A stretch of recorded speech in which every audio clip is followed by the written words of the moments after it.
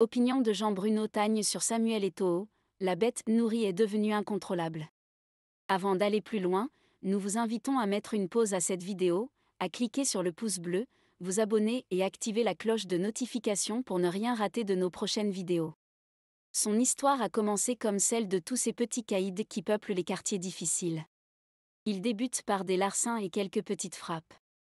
Le laxisme aidant, il gagne des galons et montre de plus en plus d'audace dans le mal. Notre amour, nos actes, notre lâcheté collective, l'irresponsabilité de nos gouvernants corrompus et qui se sont fortement compromis aux côtés de l'ex-petit caïd ont nourri la bête pour en faire le monstre incontrôlable qu'il est devenu. Il menace désormais de tout détruire, de faire imploser tout le football camerounais si ce n'est pas simplement le Cameroun. Pour son ego. Il y eut ce violent coup de tête qui faillit faire trépasser un journaliste à l'hôtel Hilton de Yaoundé. On n'a rien dit. Plus tard, il organisa une grève des joueurs à Marrakech alors que les Lions indomptables devaient affronter l'Algérie dans le cadre de la LG Cup. Le Cameroun s'en tira avec un forfait, mettant la FECAFOOT en porte-à-faux avec la Fédération algérienne de football. On a justifié. Un jour, alors qu'il était traduit devant le conseil de discipline de la FECAFOOT, il menaça ses jurés, agitant sur le Cameroun le spectre du « printemps arabe » au cas où le conseil avait l'outrecuidance de sanctionner l'icône populaire qu'il était. C'était au plus fort de la fièvre politique et sociale qui avait emporté certaines satrapies nord-africaines. On n'a rien dit. Lancé dans une mégalomanie à nul autre pareil, il s'était affublé, en plein stage de préparation d'un match des Lions indomptables, d'un fonctionnaire de la gendarmerie qui marchait sur ses talons comme un chien, au motif qu'il craignait pour sa vie. Il ne mangeait pas avec ses coéquipiers, ses maillots lui venaient directement de chez l'équipementier, etc. On a laissé faire.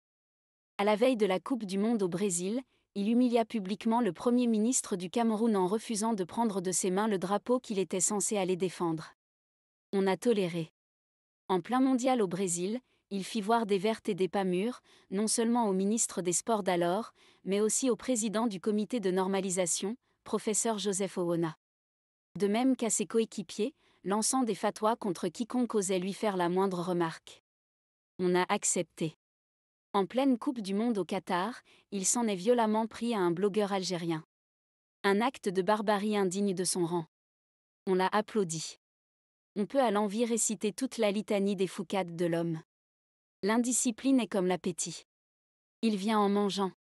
Fort du laxisme ambiant et de quelques soutiens au cœur de la République et dont il se prévaut, il est monté d'un cran. Il n'a plus de limite. Il a commis l'irréparable, il a fait expulser un fonctionnaire, émissaire de son ministre de tutelle. Il a rudoyé le sélectionneur des Lions indomptables qui ne lui a rien fait.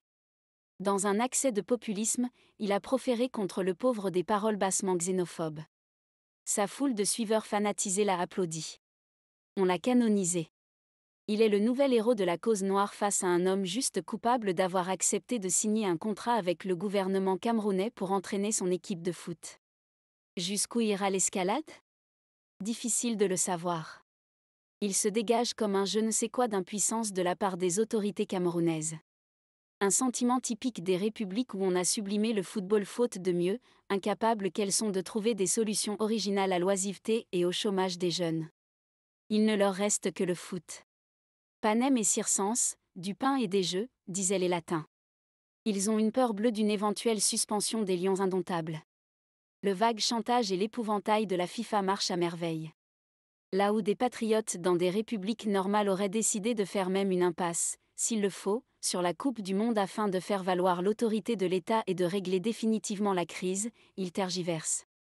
Ils n'ont pas une haute idée de la République. Ils paniquent. Ils tremblent. Ils pleurnichent. Ils geignent. Ils sont perdus. Que leur restera-t-il ?